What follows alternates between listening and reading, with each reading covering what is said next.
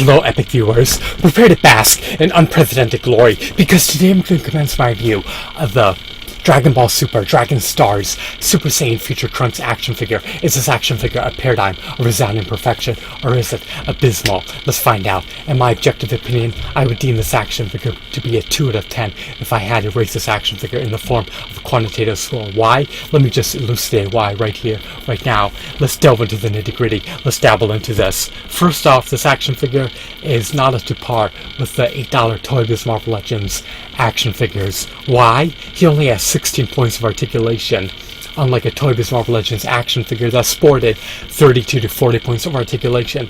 Unlike a Toy Biz Marvel Legends action figure that retailed for $8 plus tax, this action figure is devoid of a comic book. It's also devoid of a colossal, massive, hefty Build-A-Figure piece for a 12 to 16 inch action figure.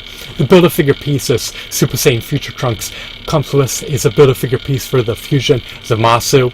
The Fusion Zamasu action figure is going to stand roughly 6 to 7 inches tall. He's going to be scant, lean, dainty.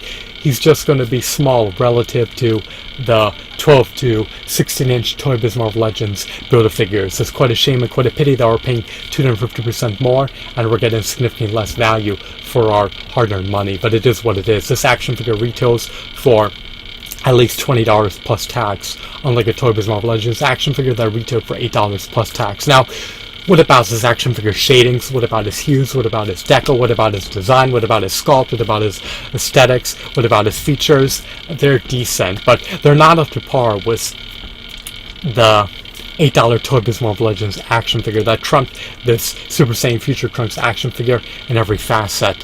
His shadings are not as robust. His design is not as intricate.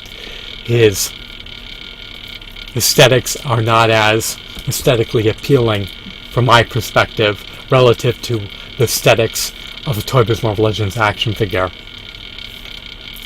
His sculpt is not as refined as a Toy Biz Marvel Legends action figure. His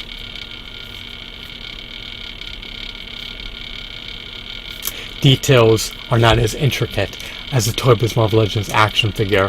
His accessories are not as abundant as the accessories of the Toy Biz Marvel Legends action figure. It's nice that he comes with his sheath. It's nice that he can unsheath his sword.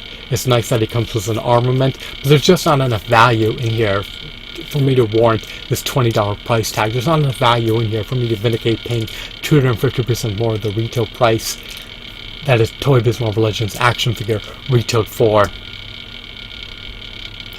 I would have preferred if he came with more armaments, more accessories. He may come with interchangeable hands, but it's not enough. He should come with interchangeable heads, ample pairs of interchangeable hands, multiple Build-A-Figure pieces, and for at least $20 he should come bundled with another figurine. Why not? If I'm going to pony up all this money, if I'm going to relinquish all this hard-earned money that I work my shell off to earn, I need to get more value for my money. Sure, this action figure has intrinsic value. Sure, he will appease you if you're an avid, devout Dragon Ball Z fan, but if you look at this figure from an objective perspective relative to what you could have gotten in the recent past, you just can't vindicate splurging on this figurine, even if you're a devout Dragon Ball Z fan, because you could have gotten a Jack-specific Trunks action figure that's nearly equivalent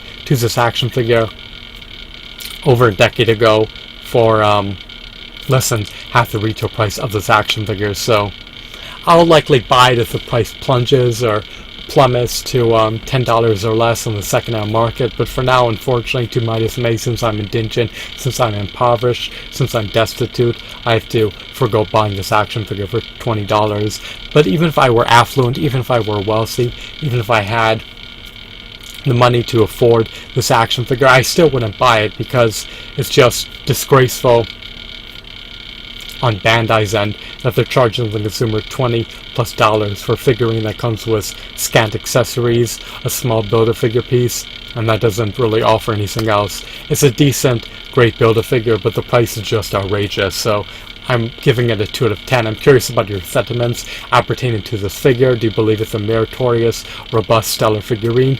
You may, but do you really believe that it deserves a score above 2 out of 10 when you consider that you could have gotten a superior action figure for $8 plus tax in the recent past? So I'm curious what you think. Share your thoughts, disseminate them via the comment section beneath this video.